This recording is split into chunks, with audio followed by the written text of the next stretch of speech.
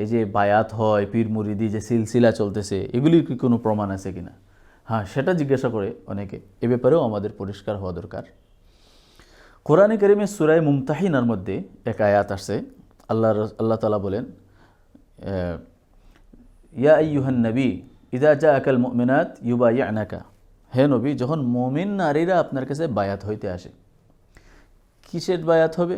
আলা আল্লাহ ইউশরিকনা বিল্লাহ শিয়া, শিরিক করবে না, ওয়ালা ইয়াসরিকনা, চুরি করবে না, ওয়ালা ইয়াজনিনা, জিনা করবে না, ওয়ালা ইয়াতিনা বিবুহতান, কাউকে কোনো অপবাদ দেবে না, ওয়ালা ইয়াসিনা কাফি মারুফ, আপনার নাফরমানি করবে না।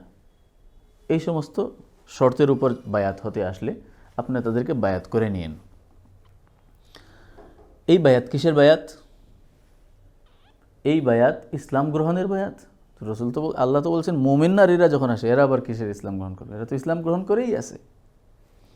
জিহাদের বায়াত, জিহাদের বায়াত হবে না, এখানে জিহাদের কোনো কথাই নাই। রাষ্ট্রপ্রধানের হাতে খেলাফতের বায়াত, সেটাও হবে না, এখানে খেলাফতের কোনো কথাই নাই।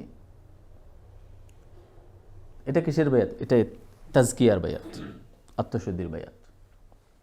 তো কোরআনে আছে এটা। বুখারী শরীফের একদম শুরুর দিকে, সম্ভবত 4 নম্বর হাদিস, হযরত উবাদা ইবনে সামিত রাদিয়াল্লাহু তাআলা আনহু তিনি বলেছেন, এটা বুখারী শরীফের বাব বেলা তরজমা, প্রথম বাব বেলা তরজমা, যেটা অধ্যায় কোনো শিরোনাম ছাড়া অধ্যায়, এই অধ্যায়ের মধ্যে ইমাম বুখারী রাহিমাহুল্লাহ এই হাদিসটা আনছেন। হযরত উবাদা ইবনে সামিত রাদিয়াল্লাহু তাআলা আনহু বলেন, আমরা রাসূলের পাশে কয়েকজন সাহাবী ছিলাম। রাসূল হঠাৎ বললেন, তোমরা আমার হাতে বায়াত গ্রহণ করো। বায়াতের শর্ত কী কী? এইগুলাই যেগুলা কোরআনের ওই আয়াতে গেছে, প্রায় এগুলি। তো এটাও খেলাফতের বায়াত না, জিহাদের বায়াত না, আপনার ইসলামের বায়াত না, এটা সাহাবায়ে কেরামের কাছ থেকে বায়াত নিচ্ছেন। এগুলা তাজকিয়ার বায়াত।